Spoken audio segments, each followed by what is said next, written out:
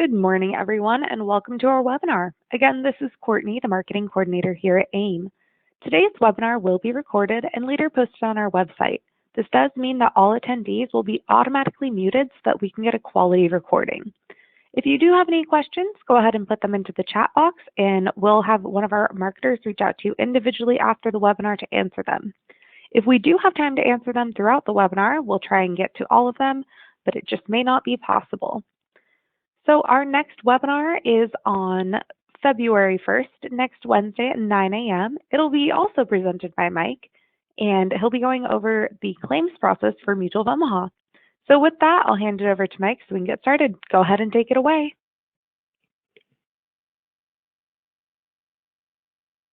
All right, thanks, Courtney. Glad to have you back. Good morning, everybody. This is Mike Anderson with American Independent Marketing, as Courtney told you. I'm going to spend the next few minutes taking a look at the linkage between payroll tax and payroll tax concepts and what one of the advanced market team members from Mutual of Omaha coined as the golden age of long-term care. All right, so we're going to look a little bit at where we're at today and how it sets the stage for more. Spend some time looking at new and old sales ideas with long-term care. Talk about the payroll tax and how that sets the stage here with one state down and potentially 49 plus the District of Columbia and potentially Puerto Rico as well. All of those setting up as the types of things that you deal with down the road a little bit. So where we're at today, we've got the Washington effect. And the Washington effect was, frankly, what happened in Washington has scared the hell out of people because it overran the market, it overran the agents, and so everybody has kind of extrapolated that in their minds into something that, frankly, it probably really is not. Okay, so. But the one thing that did happen as a result of Washington is what I'm now referring to as Washington paralysis. Everybody is sitting, waiting, and seeing. And then we're going to be in a situation where things are going to start to happen and they're all going to throw their hands up in the air like, where did this come from? And I'm pointing this out because we have been telling people for more than a year now that this is coming to other states. It's coming, it looks like the next three up are probably, and we'll talk more about this in a little bit, next three up are going to be California, Pennsylvania, New York. How they're going to play out, don't know, but it's coming. And if you sit and you wait, you're going to find yourselves in a bad situation, and potential clients are going to be in a bad situation. And we'll talk about the reasons there. One of which is that capacity will be a major issue everywhere, every day.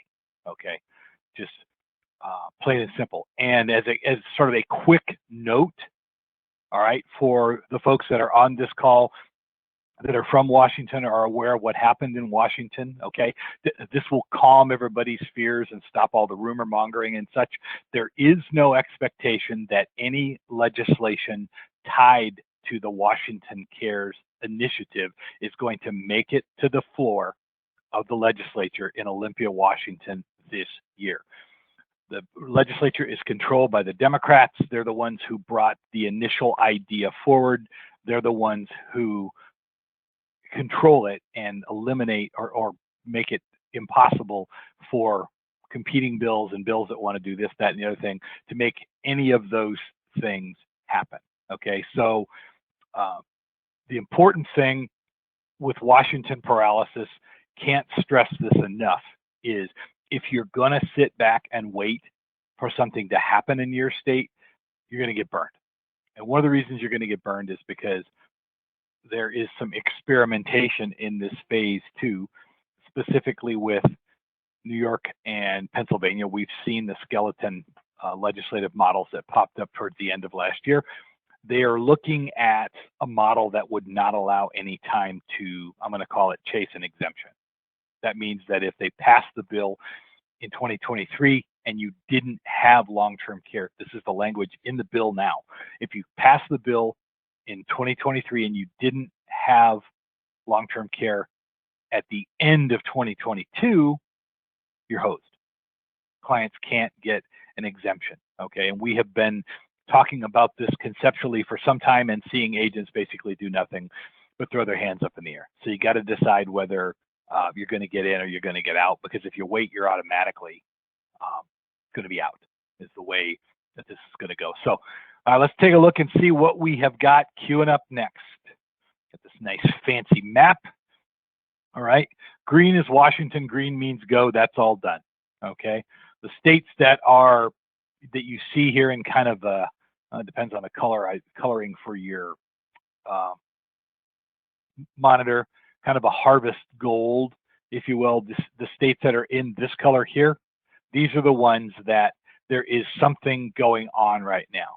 I think the last time I checked, there's like 11 or 12 states. So we got 3, 5, 6, 7, 8, 9, 10, 11, 12 states, and 27 versions of some kind of legislation that are hanging around out there.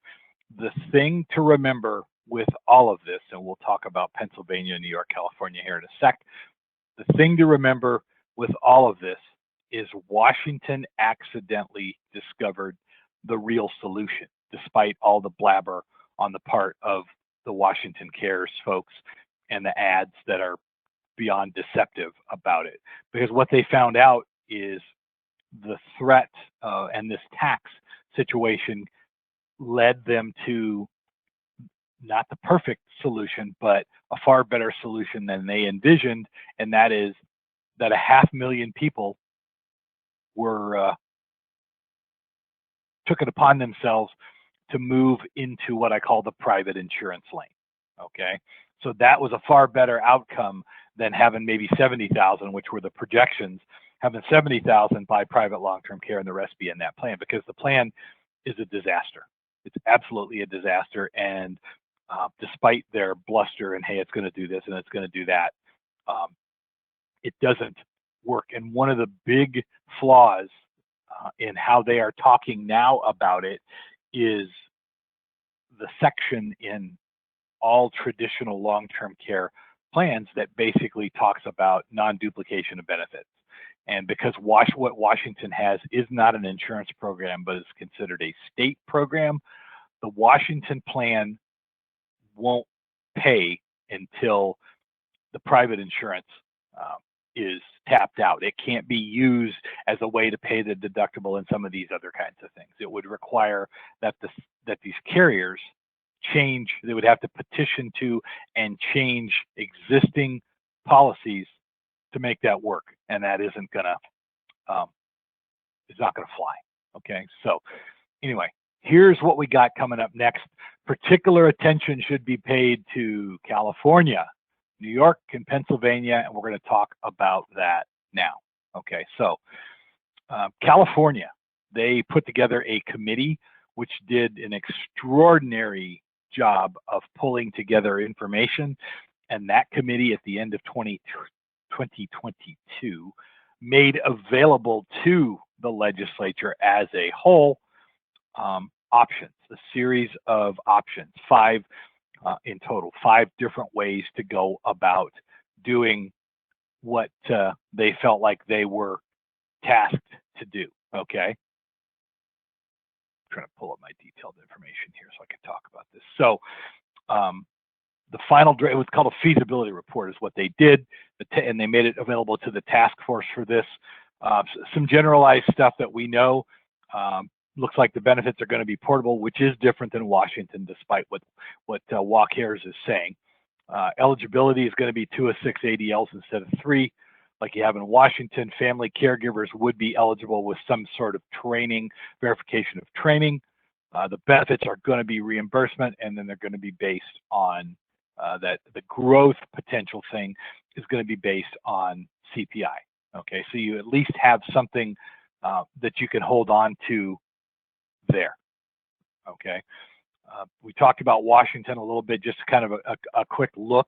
All right, there's been a lot of jibber jabber and stuff like this, but the people that pay attention to it believe that it's likely that none of the potential bills that are related to the walk-years thing are going to make it to the floor for the reasons that I explained previously. So anyway, so that's a look at California. Pennsylvania and New York, for reasons that I'm not aware of yet, they decided that the best way to move forward, or at least to start, and this happened mid-year 22, is to duplicate Washington, okay?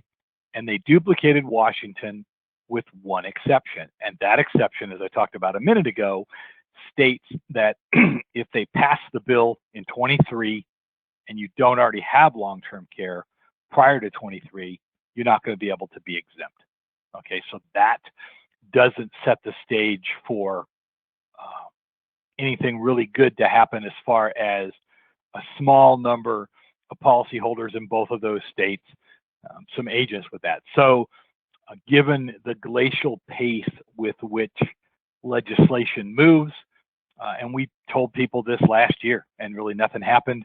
If you're in Pennsylvania or you have an interest there and you have a way to develop some leads there, I'd get my foot on the gas right away. And the same thing with New York.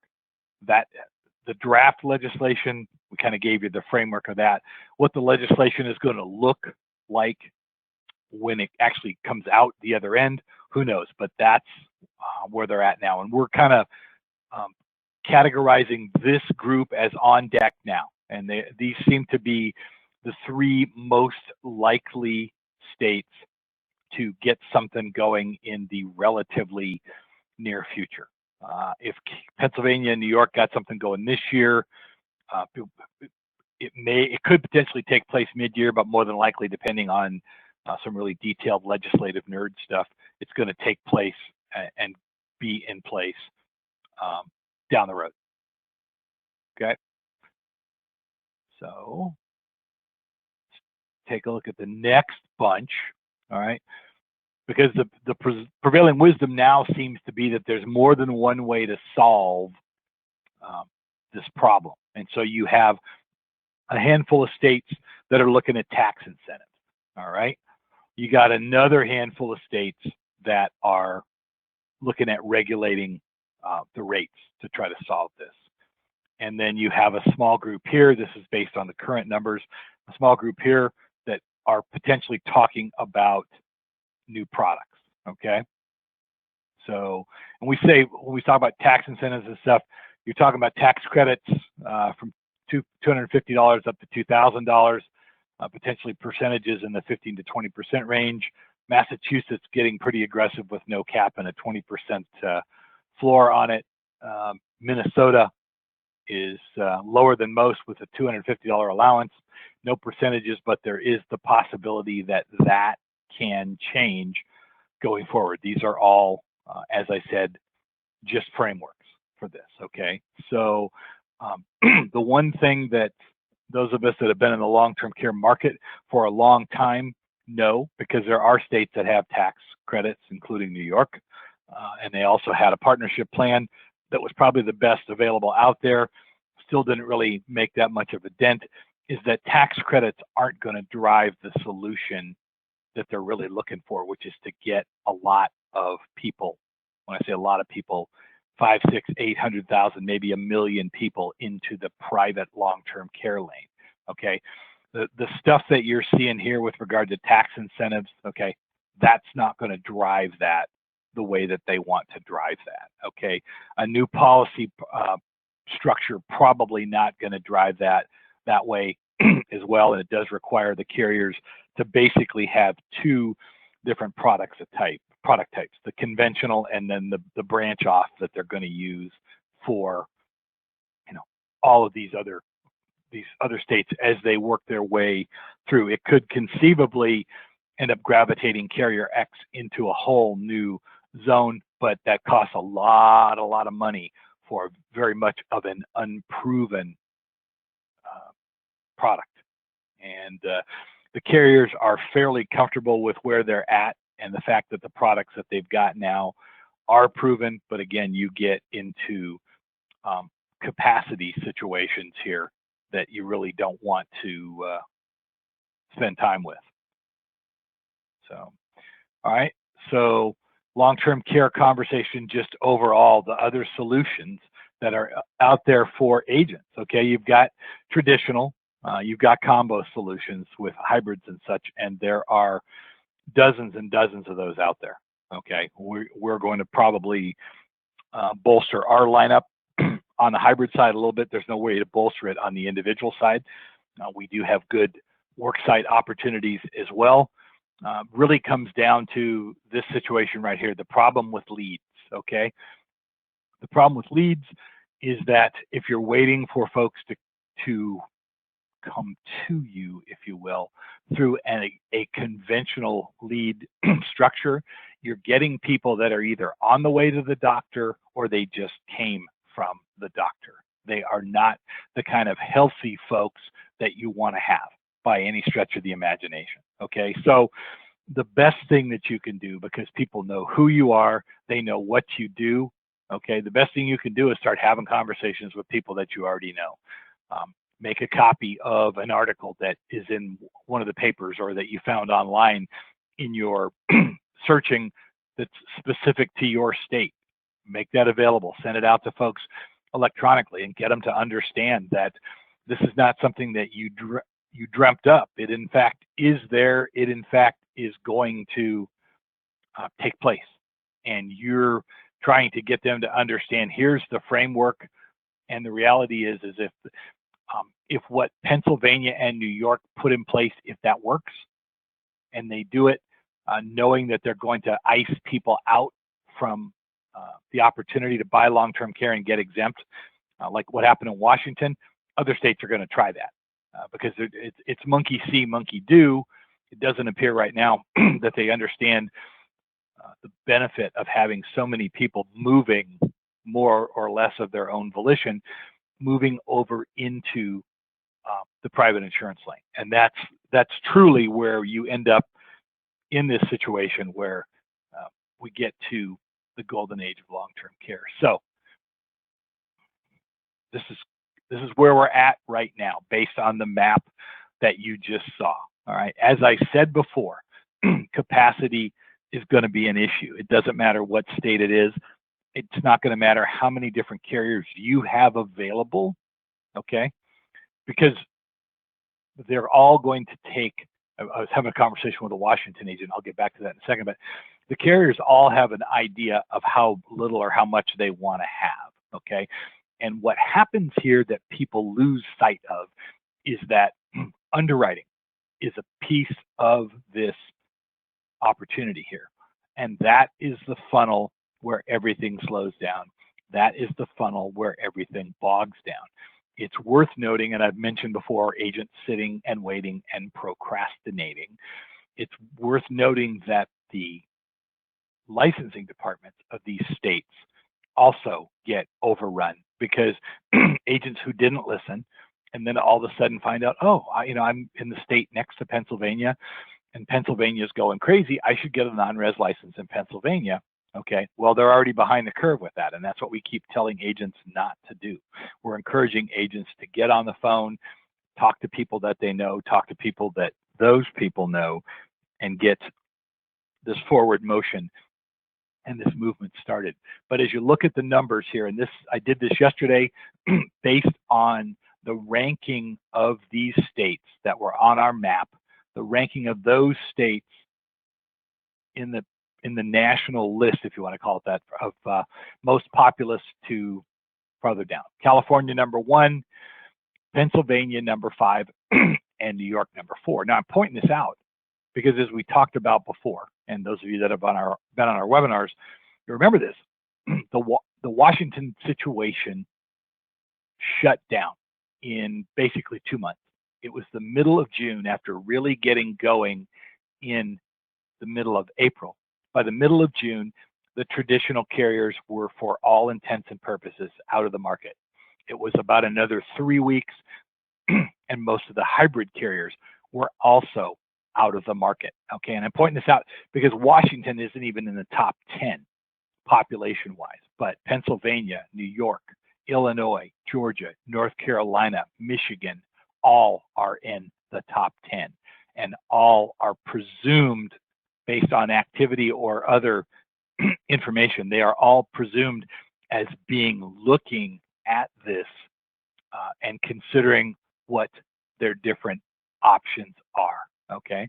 And it's important to note that right now, at least initially, most of these states feel like they want to get all the money. They are seeing this through a very particular prism, and that prism doesn't reflect market protection so much as it is, okay, we spent all the time and energy to build this plan. We have to fund this plan. Well, what ended up happening in Washington is they funded the plan a little bit, but what they did more to the point was they got 500,000 people, and you've heard me talk about this before. They got 500,000 people in the private insurance lane. So what does that really mean? Okay, so yeah, 500,000 people attested to the fact that they had private insurance. The great majority of that, those numbers were purchased in sometime in 2021, early enough that they had the paperwork that they needed to get the attestation. But what it means for the state of Washington in the budget is that there are now 500,000 people who have to exhaust some version of a 2-year long-term care plan before they are Medicaid eligible. That is the part of this that people are losing sight of. Yeah, I mean, there's plenty of money to be made, no question about that. And that's one of the reasons we've encouraged agents to move forward over and over and over. We've encouraged them with that, right? But the clients have better access to better plans and the ability to buy better plans. But the state, the state of Washington, and I said this before, and you'll probably hear me say it again somewhere down the road, they actually ended up with a better outcome than they could have ever hoped for by virtue of having that 500,000 people in the private insurance lane. Okay, those people all have 2 years that they have to use, even if they bought the minimum daily amount, which is $50 a day, and the minimum pool amount. They still have to exhaust that little tiny shot glass size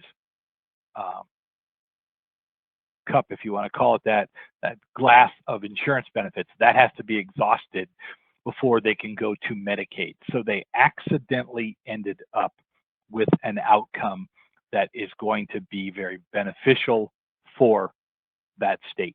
That's the reason that you see all of these other states moving forward, taking these steps. But simultaneously, and this goes back to the Washington effect and all those kinds of things, they hear all the chatter and such, and so they're concerned about putting something in place and then having what happened in Washington, which is nothing really, but they think it is, that having something they presume is going to take place in Washington, stepping in and actually moving the thing out of the way, which, based on what's going on right now and based on how the legislature is configured, if you want to call it that, there's not a chance that that's going to happen in Washington. So anyway, this is the next group. You saw the map. So that's, if you're there or you have any interest in being there, recommend strongly, and that'll be part of the follow-up we do later today, recommend strongly that you take the steps, get that non-res license, get appointed with these different carriers. We have 7 carriers that man some part of either the traditional market or the worksite market or the hybrid market. So we've got a lot of different ways to help you help your clients to solve this. And if that's not something that you want to do, then I guess for those of you that are on this webinar and are repeat attendees on this webinar, you probably should ask yourself why it is that you're on this, because the information really hasn't changed, and we have been pretty consistent and pretty strident about getting that out there. And if it's not something that you want to do, then we appreciate you joining us, but you should determine what led you to that position, I think, first of all, and then if it's not, then understand. All right, so that gets us to the end of the presentation here. If you got any questions, we'll open it up for questions here in just a second. And then if we don't have any questions, we will reach out to everybody as we always do. Don, Derek, and myself will split the good-sized group of folks up, do some follow-up calls later today, answer questions that you might have, and most importantly, work with you on licensing the contracting selections that you're going to want to make to be positioned to deal with this. So, we got somebody keyed one in the chat box. Question is about with regard to Washington, but not specific to Washington Cares. Washington has group options, always had group options, except for probably about a 6-week period of time at the tail end of last year. So Washington, not specific to WA Cares, but Washington is fully back in business.